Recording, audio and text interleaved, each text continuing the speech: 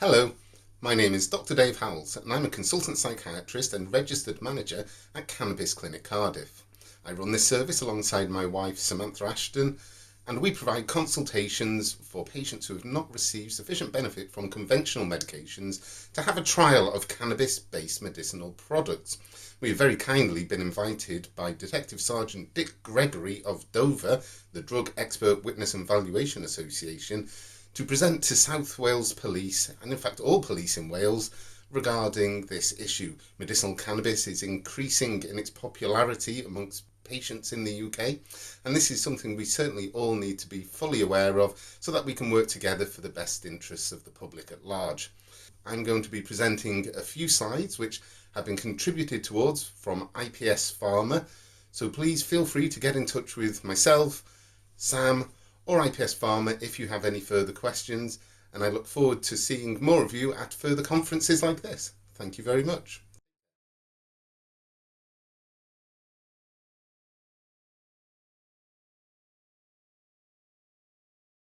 Dover as the association have been working very closely with IPS Pharma with regards to obviously educating officers around medicinal cannabis.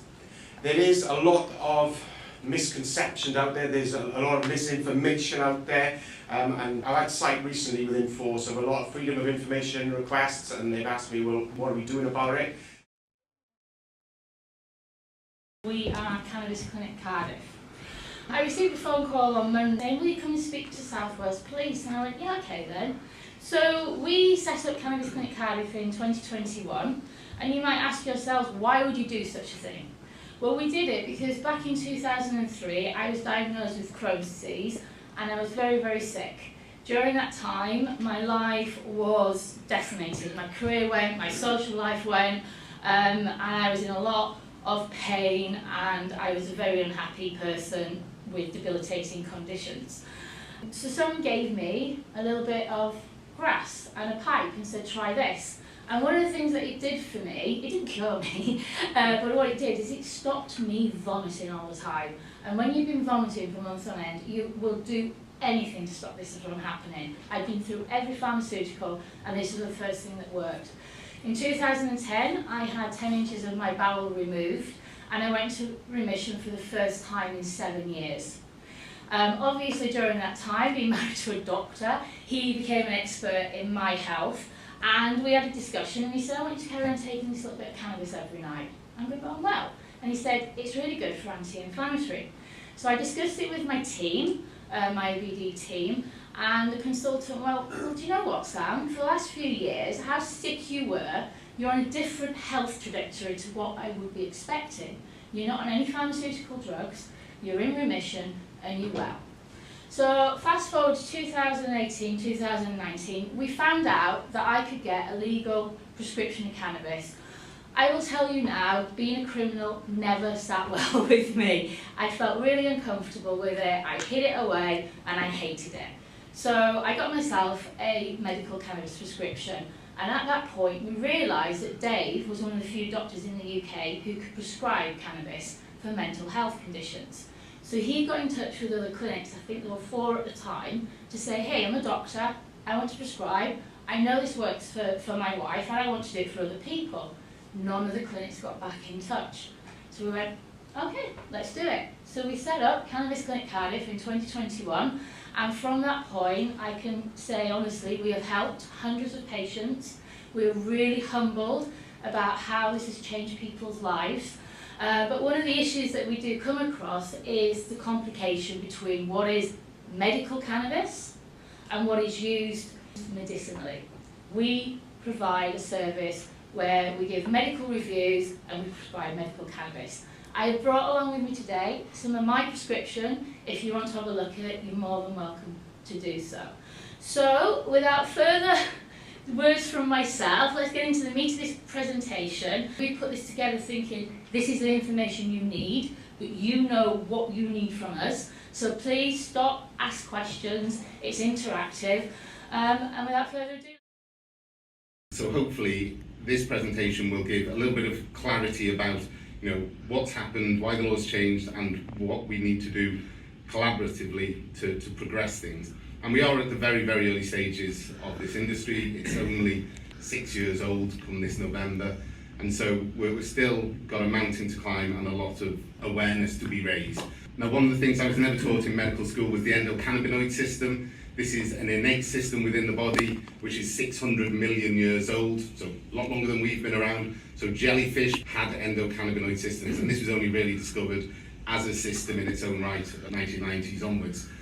So we're still trying to understand this, and as it's a basic building block of life in general, it has lots of disparate fingers into various other systems like cardiovascular system, respiratory system.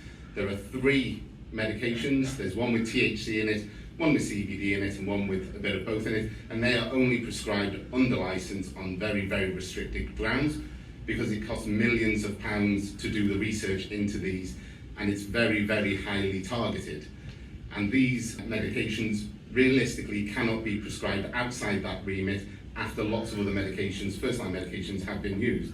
So it's really difficult to get these medications, and you just can't wander into your pharmacist in the NHS and go, I'd like some of that, I think my patient would benefit. And so what you have on the other side is botanical medicines. The UK doesn't like botanical medicines. Places like Germany, they're a lot more familiar, and we send people off into Holland and Barrett to get St John's wort or ashwagandha and all these other things, which again, you don't really know what's in them. You know, there is a line between recreation, because one of the side effects of that medication is euphoria. Not unlike opiates, they cause euphoria. But what we've got with cannabis is a vast array of hundreds of different molecules within this one compound. So it does lots and lots of different things. And we don't really understand that either. We're really in the early days of trying to understand what this plant can do for people and what harms there are. And there are efforts to isolate these individual compounds, and then there will be pharmaceutical companies who brand them. But all of this takes vast amounts of money and time to actually get into the NHS and into the pharmacies and formularies. So what we have is actually a plant which people can use off the street, and there are lots of people doing that. One survey suggested that about 1.8 million people are using cannabis from the illegal market in a medicinal way. And then if you take that a step further and think, well, how many people are out there who could potentially benefit from this? Are we talking, another million? We're certainly talking a high proportion of the population who could potentially benefit from cannabis in some form. And that doesn't necessarily mean the euphoria-producing THC part. I'm talking about all the different forms of cannabis, which, if we can piece these apart and understand the puzzle, that's something which we can then harness in a medicinal way. But we are where we are. The old joke, you're asking for directions and you're lost on Allen Street. Well, I wouldn't start from here. Well, this is where we are here. One of the things is that isolated compounds also don't have what we call this entourage effect. So all the different compounds together seem to act in a synergistic way. And there are examples within medicine where this is the case. Parkinson's drugs get given with another medication which stops the breakdown of it. You give HIV drugs in triple therapies. And so there are combinations of drugs which we do use, but cannabis seems to take this to a whole nother level. And this is an area for research which, again, we're only just coming across. Of course, these medicines have been around for a long time. Now, my area is psychiatry, so it showed that it was good for anxiety, and that's one of the key indicators. Also appetite, sleep, PTSD seems to be really good. THC dampens down the REM sleep, which PTSD can come with horrendous nightmares and the reliving experiences. So these are targeted medicines for these particular treatments. And some of the effects we've seen in Tourette's have just been phenomenal, life-changing.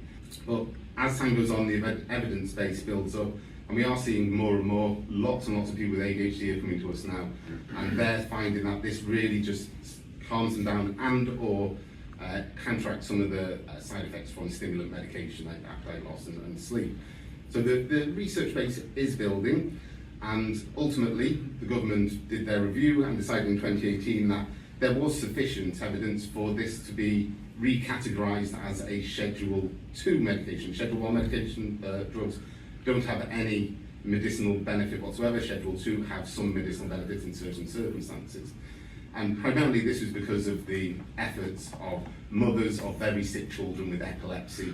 And that was a political hot potato, and that's how laws get changed very often, rather than being on purely scientific grounds, rightly or wrongly.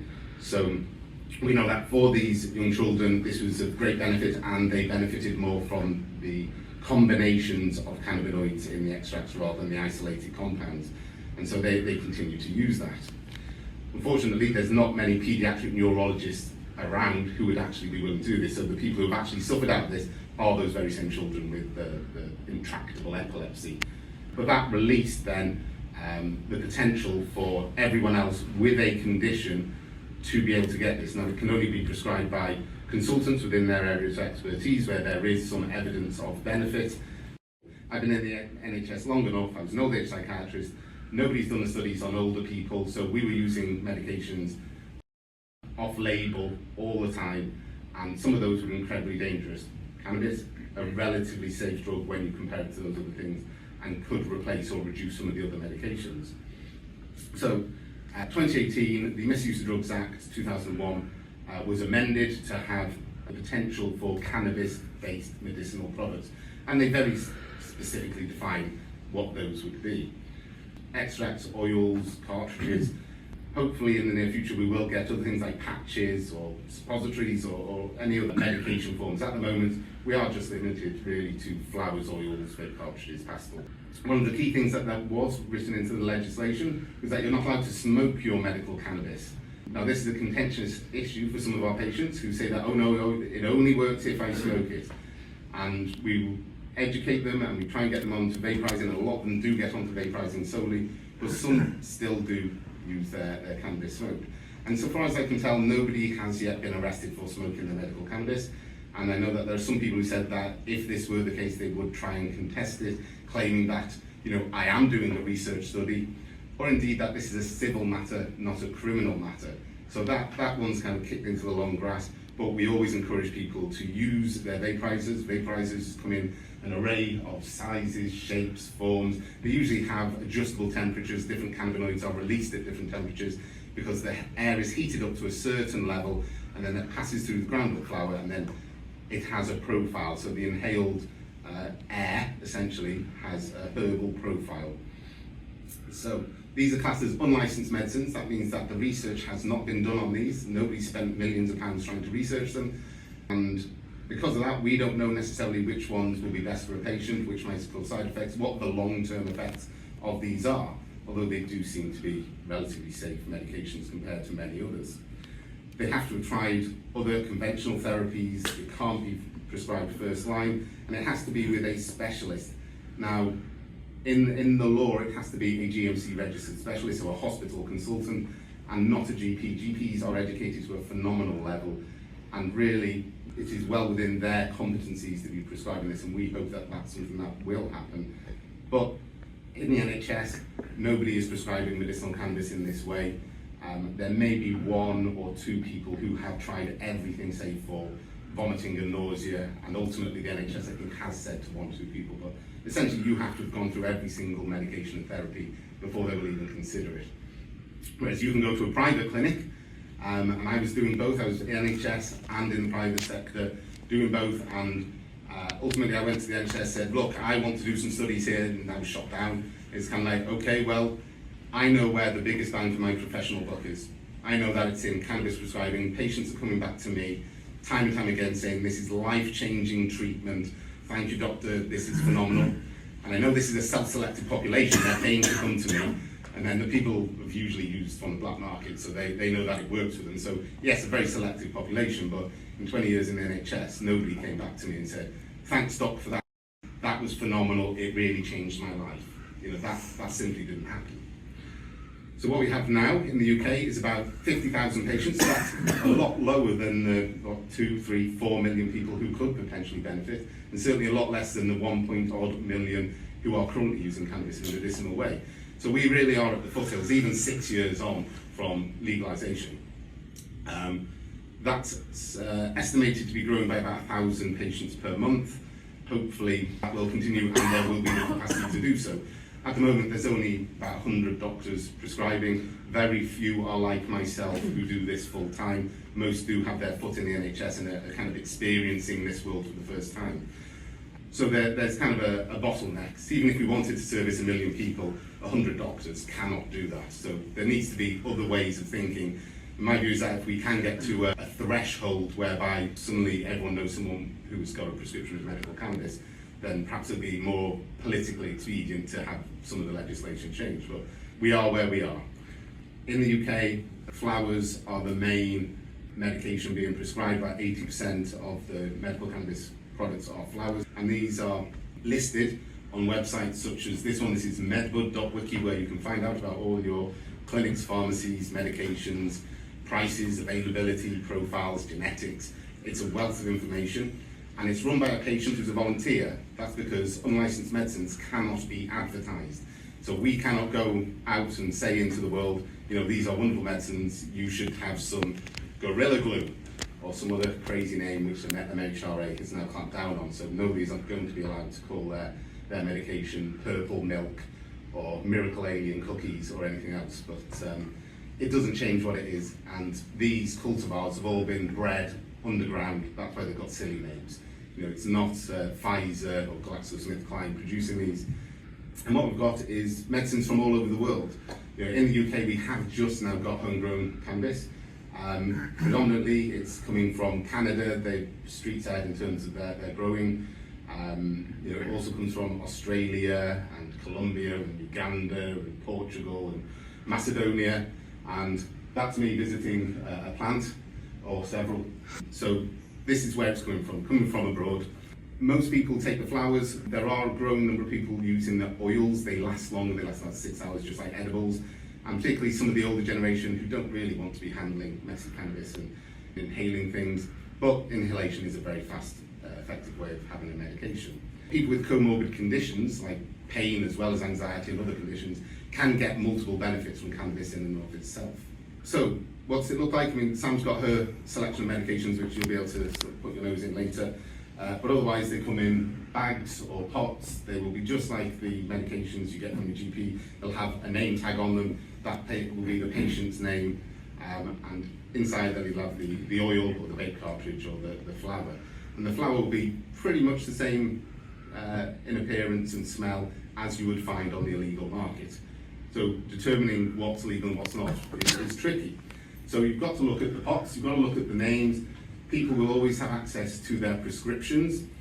In England, the controlled drug prescription pads are pink, and that's a copy of the pink one up there. In Wales, they're green.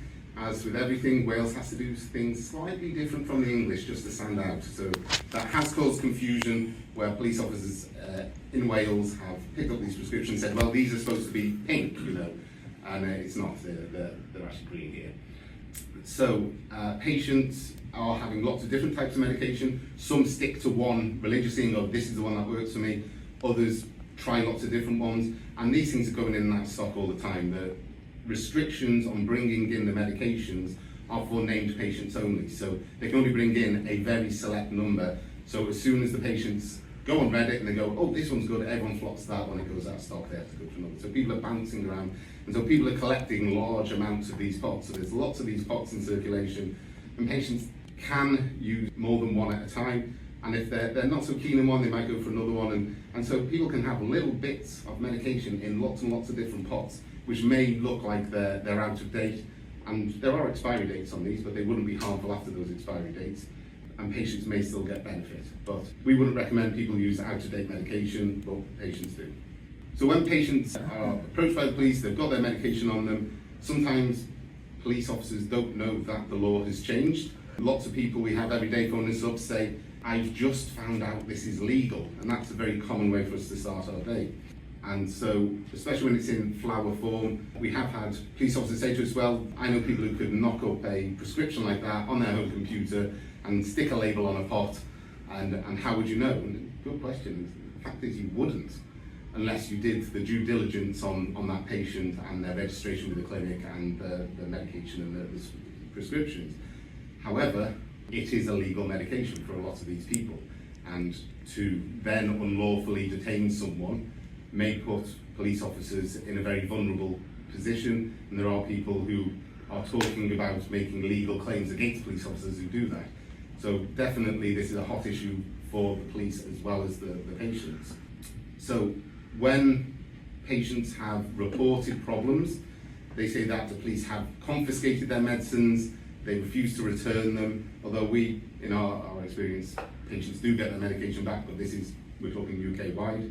Patients have been arrested and for long durations, because I suppose overnight a lot of the private clinics aren't open, you can't verify very easily, and that's another thing that perhaps clinics can be doing better is helping the police to verify these things. Sometimes police who have heard about CAN cards may try and use CAN cards, they go, where's your CAN card? They go, I don't have it, I have this prescription. And say, oh no, you need a CAN card, and that again is not the case. In November 2023, The Guardian put out a call for patients who had experienced difficult times and interactions with the police, and people were coming forward to them to explain the kind of problems they'd had. And understandably, police officers, you're doing a really difficult job of whether a prescription is legal or not during the course of your duties. We say that police should not be confiscating medicines, and if there is a suspicion of them being a medicine, then hopefully you can verify that. Patients shouldn't be detained, and in theory, the label of the prescription should be enough, but again, I suppose this gets put back to you. How are we going to actually help you verify these things? Because we want to work together. We don't want our patients to be getting into difficulty when they don't need to, and you guys want to be getting on and doing things which actually are priorities for you, not talking to patients about their medicines. We talked about the date issue. These are controlled drugs, so they're valid for 28 days, or the prescription is valid for 28 days, and we can only supply 28 days at a time. Every month they've got to come back and get more from us. They could be getting one pot from us and then filling it repeatedly from the illegal market. Again, how would you know without having a mass spectrometer in your back pocket, which I don't think is police issue at the moment. We talked about CAN card. This, I think, came out of a good place. Someone thought prior to legalisation, how can we help people say, look, this is a medical thing, and it's kind of blown up and is no longer really relevant now that we have legal prescriptions. This is a card which says, you know, please can you give me some discretion, I'm using my cannabis in a medicinal way. So police officers know, okay, yes, I've got other things I need to prioritise, you're clearly, you know, a suffering patient, so let's just move along. But there's no legal basis for this. I'll let you have the slides, there's some more information on that, but essentially they do promote themselves. It's essentially a data capture exercise. There's about 30,000 people with CAN cards or more, and they're not legitimate, they don't stand up in court, there's no veracity behind their claims that this is helping you to stay out of legal trouble. Another issue we commonly talk to patients, or every single time I see a patient, is driving. We do not want people to be doing anything that could harm themselves or others if they are impaired through cannabis. And yes, cannabis can be impairing. We know it causes sedation and dizziness and confusion. And when people are driving, the evidence suggests that they are more likely to be lane weavers, which I assume means they're going from lane to lane in that sort of fashion. Interestingly, the association is reduced for people who use every day. So chronic users do develop a certain tolerance to that. And the impairment has been shown on functional MRI machines. So they've done brain scans which show when people are impaired, and those studies have shown that people get used to it, but if you're a naive user and use it once, then yes, you will be impaired. And if you're a regular user and you take a day or two off and then go back to it, you can be impaired again there, because your tolerance drops very, very quickly when you've stopped using cannabis. So if you have COVID and you're not going to be using your cannabis for a few days, you're then at risk. If you've gone on holiday, had a tolerance break, again, you're at risk there. One of the advice takeaways from this, we would say, is if you come across someone using cannabis, ask them if it's prescribed, ask them if it's legal and if there's evidence for that. We do advise patients to take their medicine out in their pots, which will have their name and details on it, not to take it around in a carrier bag, because then nobody would know whether it's theirs or not. And we advise it's for them and them alone. If they do share it with anyone, even another patient, that's illegal as well. Our dream would be that for people who are using cannabis in a manner that's harming no one, that they will be directed towards legal routes, and possibly patients and people on the streets don't know that it's legal. If they're smoking their prescription, again, this is a little bit of a grey area, it is against regulations, but there are lots of patients who feel that that's the way they get the best benefit. Again, it is very much the early days of this industry, and we need to work out how to do this, what's best for you, what's best for us, what's best for the patients. So yes, we are one of about 30 different clinics in the UK at the moment. We're a sixth, and there's lots sprung up. We're one of the smaller ones. There's some with Medica and Integra which have patients in the thousands, and they're growing very, very rapidly, and patients generally self-refer, they have to self-pay, there's no money for this. The NHS don't refer people over. We check their eligibility, we make sure first that they haven't got schizophrenia, which is a contraindication, and no major family history, and that they've tried other medications. So we do thorough screening before we even give them a consultation. It's all done virtually. People can sit in their own homes anywhere in the country and get consultations. There are specialist pharmacies, which are sometimes linked with the clinics, so that's where they make their money. They have very cheap appointments, and they make their money from the ongoing cannabis prescriptions. We're independent, we have no links with any sort of importers or pharmacies, so we're a purely medical clinic that provides this service without kickbacks, which could be seen as a conflict of interest for some others. Different clinics have different reputations and specialisms. It is important, and especially for people with complex conditions, to have medical oversight. There's lots of people who are using from the illegal market who don't feel that they need that oversight. Possibly they're right, the legislation says they're wrong and that they need to have oversight, and there may come a time when it is a bit more liberal. However, at the moment, there is a medical route through private clinics. When Germany regulated their market in the last few months, there was a surge of interest within the population for medical clinics. Actually, that awareness raising would help our industry. So personally, I'm in favour of more liberal approaches. However, I know that there are people who definitely need this medical approach, and this is the service that we're providing because we've seen it firsthand, and I've seen it amongst the thousands of patients I've seen now, that this is changing lives, and it's a really important part of medicine which we have overlooked for generations just simply through stigma and prejudice. And it's about time that the medical establishment got on board with this, because still in doing this job I am stigmatised by association, and when I talk to my old NHS colleagues, they say, well, where's the evidence for this? Isn't it all hoo-hoo? I say, yeah, it's not taught, it needs to be taught more. Patients can benefit, and until those gold standard studies have been done, the NHS won't touch it, so we are left in this position of providing this service on a purely compassionate basis because of those benefits. So thank you for listening, and if you do have any questions, I'm more than happy to take them.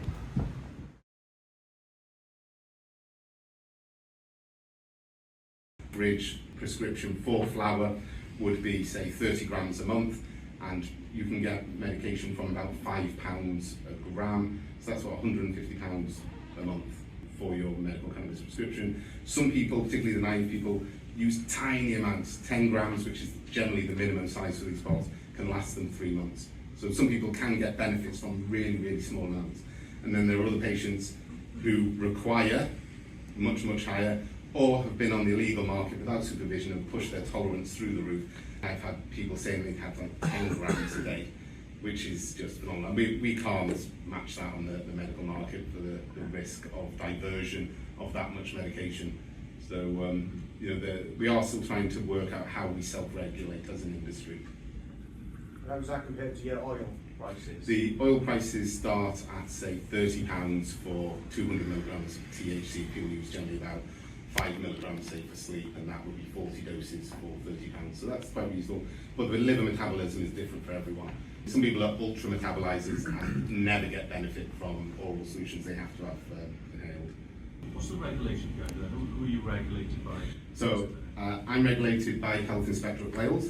So we are an independent medical agency regulated under correct rulings by the Welsh Government. For premises, for example, do you have to have any kind of special storage? Or well, I have to have a locked cabinet for my controlled drug prescription pads, which are the green pads. Other than that, we don't keep any medications, we don't supply medications, we do medical assessments and write prescriptions which we send off to a pharmacy. The pharmacy has all the relevant regulations around drug storage for controlled drugs. Right, so obviously your premises, for example, wouldn't hold any stuff. We provide medical assessments, so you could go to, say, Bupa, to see a consultant, you get a prescription for your HRT medication, not you personally said that. Does the patient have to go directly to collect the prescription, or is it like a postal service? They're sent via courier, and they should be signed for. Sometimes they give a pin out to do that. So it arrives at people's homes in a box like that. So it's sent via secure courier from the pharmacy once they receive the hard copy of the prescription, and then that's sent to the patient at home. When you require the full medical record to the patient? Is that medical record you see, or are you going on what you're told? No, okay, so medical records, eligibility assessment, we always insist that we have the record from the GP. We ask for a summary care record. So the data protection form or production order to access the records they need to verify? Well, outside of office hours. Or generally, sorry. I mean, if you were to say contact our clinic because the patient is a member of our clinic, then we'd be able to get back to you. But would that be an immediate service? Possibly not. That's one of the problems there. And for patients who have an app which they can log in, they can possibly log into their app and show you that they've got prescriptions and things. Whether they want you to see their medical record is another matter. Well, that's what I mean in relation to sort of what paperwork would you expect to see from the police to access this? I think with the number of patients you're talking about, that this would be an impossibility. I don't think that clinics would be setting up a service to provide information unless the patient to sign a document and send it to us. Because it's, So again, it's patient patient confidential data. Data protection, production order, permission for patient. Yeah, I mean, that'd be an incredibly complicated, long-winded way to do things. Whereas realistically, you've got the copy of the prescription and the pot, and that should be sufficient for you to be able to identify them. They've got photo ID as well to say, yeah, that's you, that's the medication, that's the prescription. That should be enough, but I get your point that people are a little wily and may use this to their own advantage. And I don't know how you would overcome that. I think the officers would all want to come back to you just to verify, but I appreciate that's workload for yourself.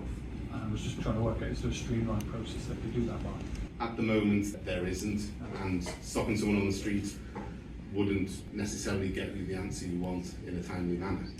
I think you did say, but what's the percentage of flour? I think that the majority of people, so about 80% of prescriptions have flour on them. I'd say probably more in terms of the people I've seen, 95% of the people I've seen. And that may be just because I'm a psychiatrist and people want the flowers in that way, whereas pain probably lends itself more to the oils because it's longer acting, you want that baseline. And would you prefer clients to use flour rather than any other? Would you push it towards using, for instance, like a nasal spray or I would want a patient to use whatever's effective for them. Yeah. There are vape cartridges which look very much like a nicotine vape and don't smell very much like cannabis. They contain isolates rather than the whole entourage effect. The flowers, there are 88 of them, and there are 88 because they all have individual chemical signatures which have different effects. Yeah. And we don't really know why, but patients who test these out go, one will go, I really like the pink kush, and will go, well, I really like the farm gas. And it doesn't necessarily match that what's good for one person with a similar condition is good for another. Again, it's beyond our understanding. We just know that these are medications which work for a lot of people. is there also any quality control with regards to cannabis as being supplied? Absolutely, it has to be under, in the UK, EU, GMP and GAP, so good agricultural practice, good manufacturing practice. So they have to go through stability testing and microbiological testing and heavy metals. They've got expiry dates on them. They have certificates of analysis which will tell you exactly what's in there in terms of the cannabinoids and terpenes and different elements of it. But it's still very difficult to predict the effects on an individual person. In court, quite often, people will give a medication that have been a long time using cannabis. They suffer from psychosis. Do you have a continual assessment to cover that? Personally, I have regular monitoring consultations every 3 months. Those are half-hour long appointments. There are varying practices across the industry.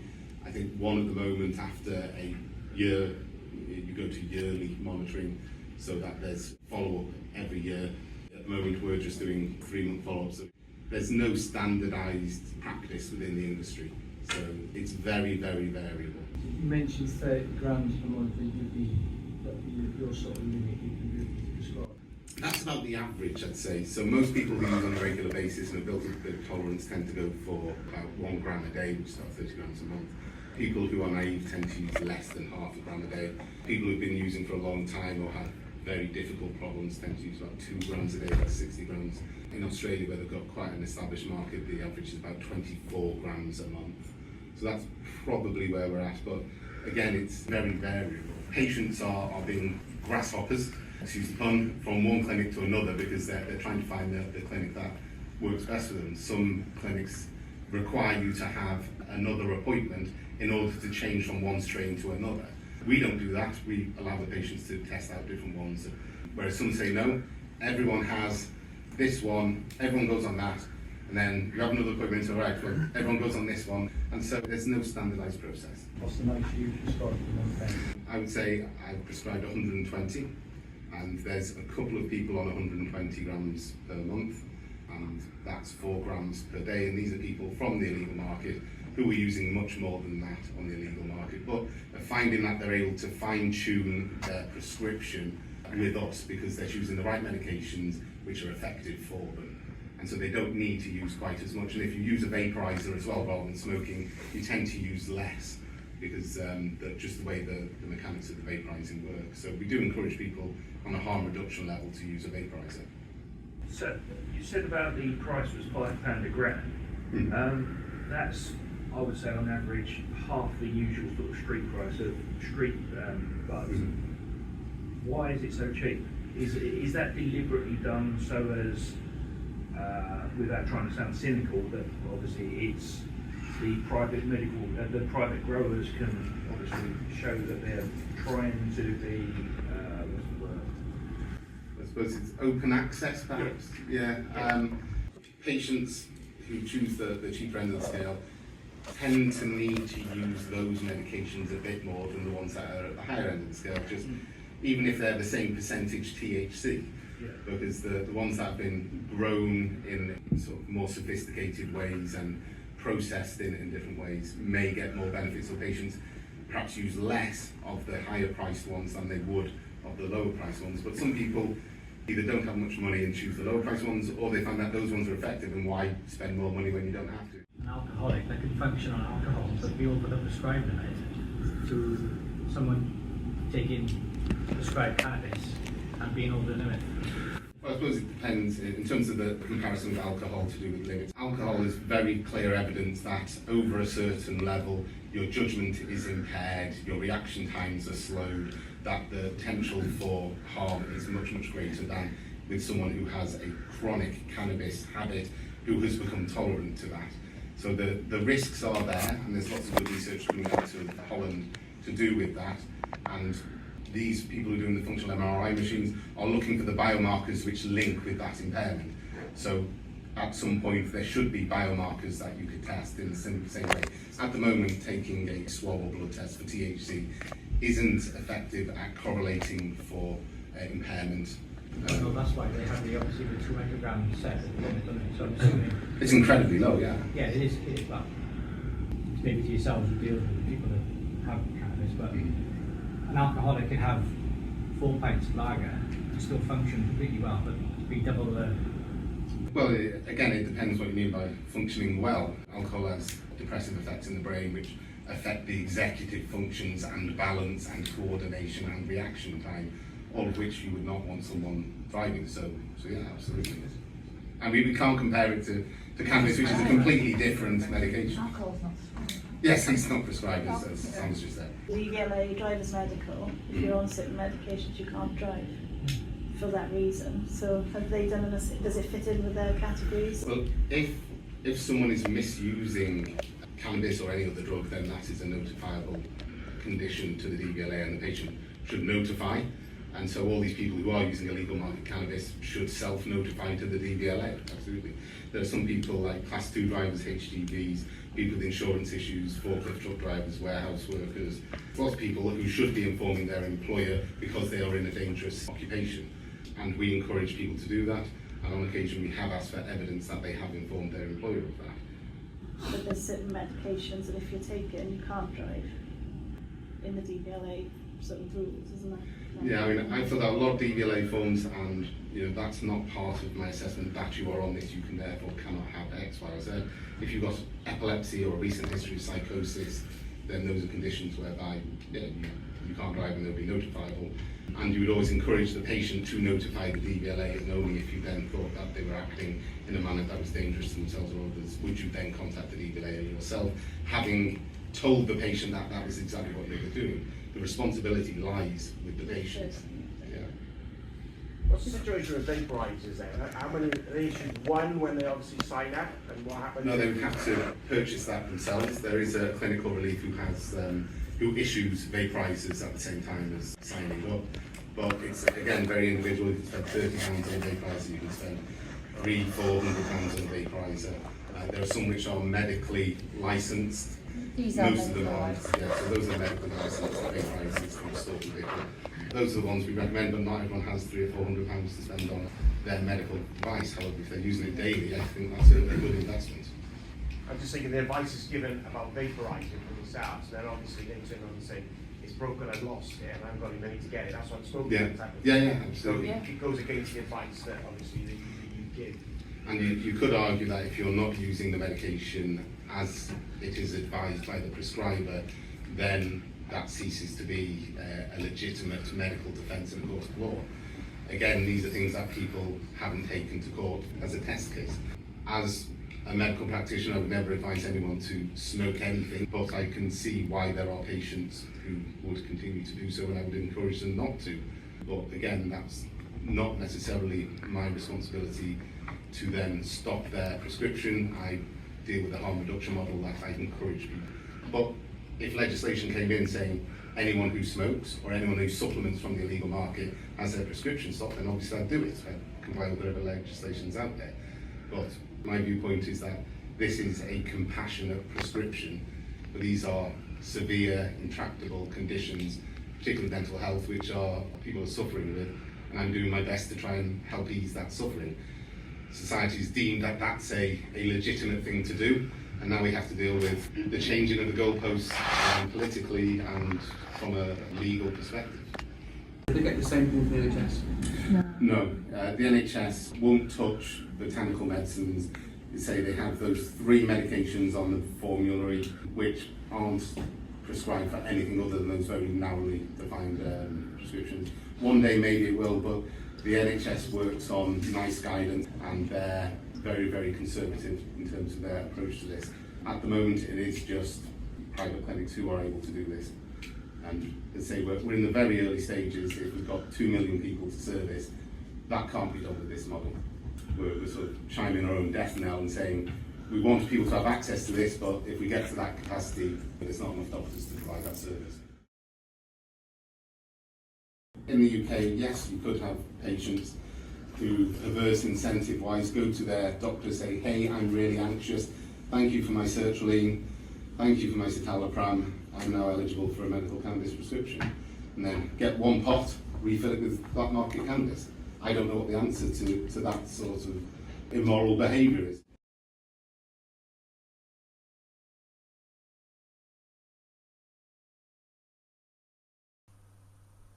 So, Dr. David Howells at Cannabis Clinic Cardiff. Thank you for listening to our presentation today, and I hope you found it stimulating and have plenty of questions that you can forward on to us at info@cannabiscliniccardiff.co.uk. Thank you to Detective Sergeant Dick Gregory for the invitation, IPS Pharma for also assisting, and all of the team at Dover, the Drug Expert Witness and Valuation Association. And we would very much like to continue these educational sessions for you and your colleagues. Please get in touch. Bye-bye.